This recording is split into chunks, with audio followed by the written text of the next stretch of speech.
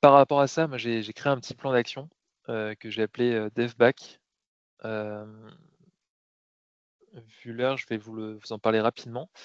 Le 1er, c'est de collecter de la data. Parce qu'en fait, on a bien vu, enfin, en fait, si on regarde pas les chiffres, si on regarde pas les datas de base et qu'avant d'optimiser un process, on risque de pas aller dans la bonne direction. Il y a pas longtemps, il y a un reportage qui est sorti qui en fait nous a montré, qu'en fait l'impact carbone était plus faible sur des gobelets en plastique, jetables, que sur des gobelets en carton jetables. Pour des histoires de poids, pour des histoires de recyclabilité et cetera, mais s en fait, ça devient complètement contre-intuitif. Heu, Par rapport à ça, on peut aussi, penser aux mugs.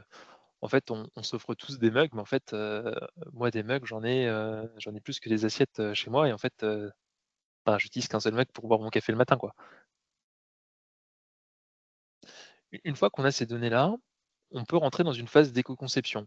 On se dit: «Ben, voilà, comment est-ce qu'on peut faire pour, enlever de la matière, éliminer justement tout ce qui est déchets et pollution dans ce produit-là?»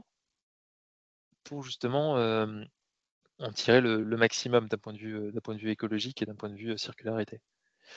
De là après, il y a aussi la prise de hauteur sur l'ensemble des acteurs. Donc pour moi, en fait, tout système et toute entreprise est corrélée avec énormément de monde. Il y a les fournisseurs, il y a les clients, il y a l'État. Bon, on arrive sur un diagramme Pestel pour ceux qui connaissent, mais pour moi, on ne peut pas repenser une éco-conception de produit sans justement prendre en compte tous ces aspects-là, parce que sinon on risque de passer à côté d'une majeure partie de l'impact. Hem, Quand on fait comment on appelle ça?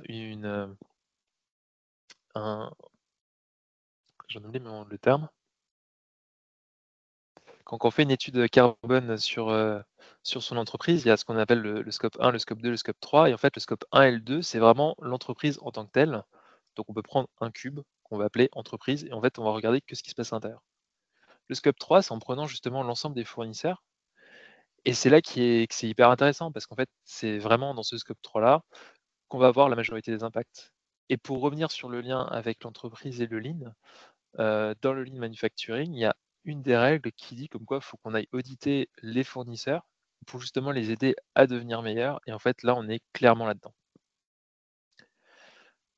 Une fois qu'on a pris la data éco-conçue, pris l'ensemble des acteurs, on peut voir pour changer de business model. Ça, j'ai des slides juste après, ça sera plus simple à expliquer.